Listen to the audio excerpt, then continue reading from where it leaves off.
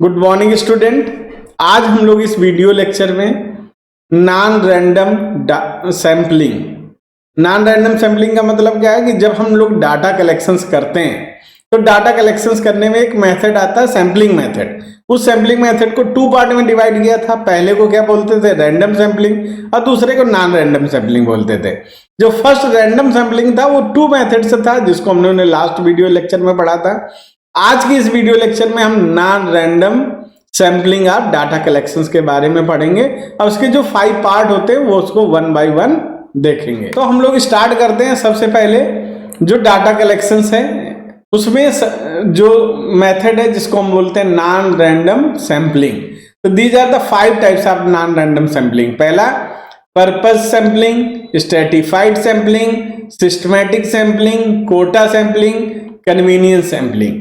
तो ये 5 टाइप्स के सैम्पलिंग हमारे सामने आती हैं और इन 5 टाइप की सैम्पलिंग के द्वारा ही नॉन रैंडम सैम्पलिंग को हम लोग कंप्लीट करते हैं। तो सबसे पहले हम लोग देखते हैं जो फर्स्ट है, जिसको परपेसिव और डेलिबरेट सैम्पलिंग कहा जाता है। The investigator himself make the choice of the sample item which is his opinion are the best representative of the universe. तो ये जब हम लोग लेते हैं तो इसमें अभी तक क्या करते थे, जो रैंडम सैम्पलिंग होती थी कि सबको पूरी तरह से इक्वल चांस मिलते थे, इक्वल चांस दिए जाते थे। लेकिन जब हम लोग यहाँ पर ये करेंगे तो यहाँ पर इन्वेस्टिगेटर पे डिपेंड होता है। इन्वेस्टिगेटर इसमें क्या कर सकता है कि जब उसने मान लीजिए उसको आयरन एंड स्टील इंडस्ट्री के बारे में क्या करना है, डिस्कशन करना है, उसके बारे में डाटा कलेक्ट करने हैं, तो वो सिंपली है कि वो क्या करेगा, कुछ ऐसी आयरन एंड स्टील इंडस्ट्री को पर्पसली शामिल करेगा जो कि उसको लगता है कि कहीं ना कहीं ये ज्यादा डोमिनेट करती हैं। जैसे टाटा को ये शामिल करेगा, Tata iron and steel industry जो है जमशेदपुर में, उसको इग्नोर नहीं कर सकता। तो यहाँ पर्पसली शामिल कर रहा। जबकि कई बार क्या होता है, जो मिड कैप होती हैं या स्मॉल कैप इंडस्ट्रीज होती हैं वो ज्यादा इफेक्टिवली होती हैं, ज्यादा प्रॉफिट मेकिंग होती हैं, उनका जो कॉन्सेप्ट होता है वो अलग होता है। जो लार्ज स्केल इंडस्ट्री होती है उनको एवरेज में कम प्रॉफिट मेकिंग कंपनी होती हैं, लेकिन डाटा कलेक्शंस में हम उनको इग्नोर नहीं करते हैं, उनको कहीं ना कहीं पर्पसली पहले ही सेलेक्ट कर लेते हैं, बाद में बाकी सभी को लेते हैं। तो this type of sampling is specially suitable when some of the item in the universe are of special significance and ought to be included in the item। जब इसमें हम इसको तभी शामिल करते हैं, इस तरह के करते हैं जब हमें लगता है कि इसको वेटेज मिलना ही चाहिए इस इंडस्ट्री को। तो इस तरह के डाटा सैम्पलिंग में इस प्रोसेस का यूज किया जाता है। इसकी मेरिट्स क्या है? This method is flexible to allow the inclusion of those item in the same which are of special significance.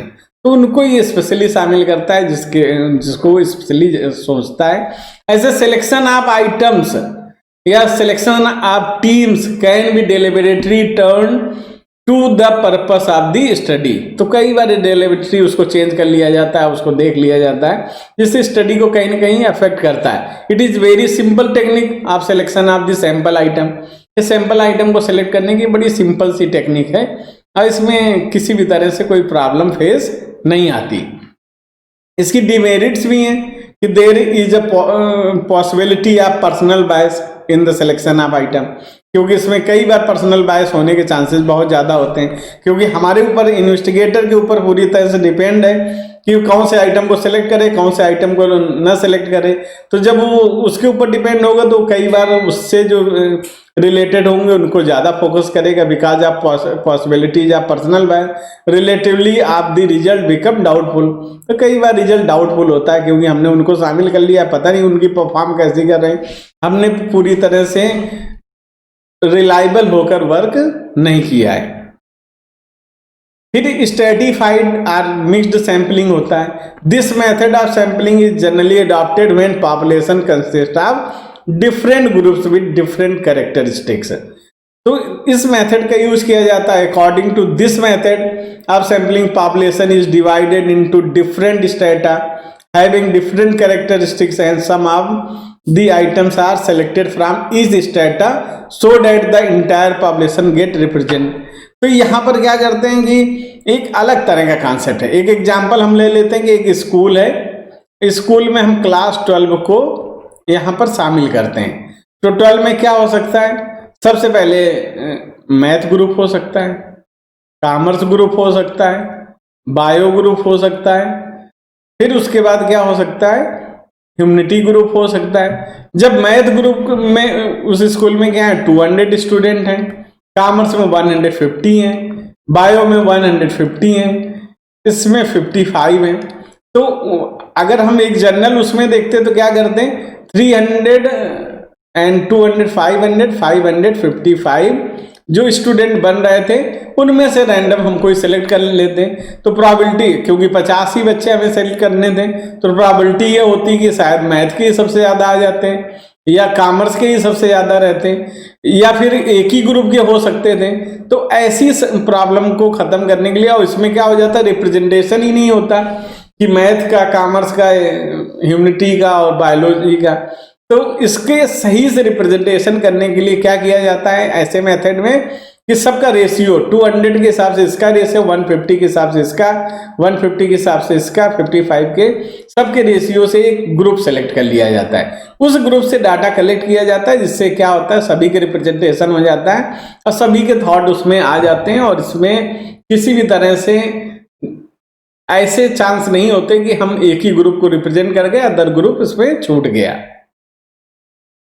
तो ये मेथड क्या होता है, this method is covered diverse characteristics of the population की डाइवर्स कैरेक्टर, यानी सभी को शामिल कर लिया। On the basis of diverse characteristics of the population a comparative analysis of the data become possible. इसके कारण comparative analysis of the data हो जाता है। This method of sampling offer reliable as well as meaningful result. इससे reliable result आने के chance होते हैं और मीनिंगफुल भी रिजल्ट आने के चांसेस इसमें ज्यादा होते हैं। इसकी डीमेरिट्स भी हैं बहुत सारी।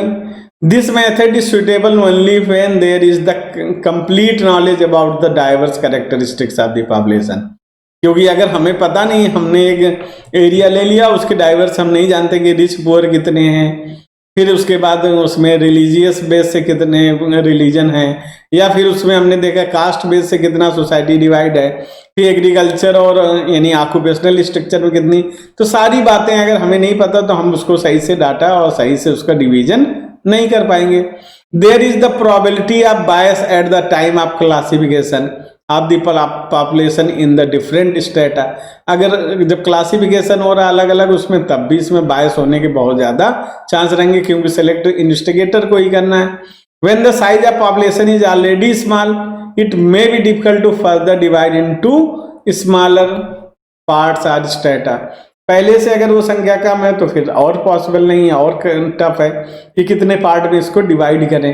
तो ये सारी चीजें जो आती हैं, इन दोनों में हमें ये देखने को मिला कि कोई न कोई किसी न किसी दिन नॉन रैंडम सैम्पलिंग होती है, वो बायस होती ही होती है, क्योंकि उसमें सिलेक्शंस का जो तरीका है वो सबको फेयर चांसेस नहीं देता है। किसी को ज्यादा चांस मिल जाते हैं और किसी को चांसेस क्या होते हैं इसमें कम मिलते हैं। जिसको ज्यादा चांस मिलेंगे तो उसकी तरफ बायस हो जाता है, और जिसको कम चांस मिलते हैं तो कहीं ना कहीं रिलायबिलिटी इसकी जो है वो क्या होती है, उतनी इफेक्टिव नहीं रहती जितनी रैंडम सैंपलिंग की होती है। फिर सिस्टमैटिक सैंपलिंग होती है। According to this method unit of the population are numerically, geographically and alphabetically arrange. Even nth item of the numbered item is selected as the sample of item. इसका एक simple सा, ये बहुत आसान सा एक तरीका होता है। इसमें क्या करते हैं, अगर क्लास है, क्लास में ही हमने अल्फाबेटिकली एक हमारे पास ले लेते हैं कि क्लास 12 है और 12 में 500 स्टूडेंट हैं।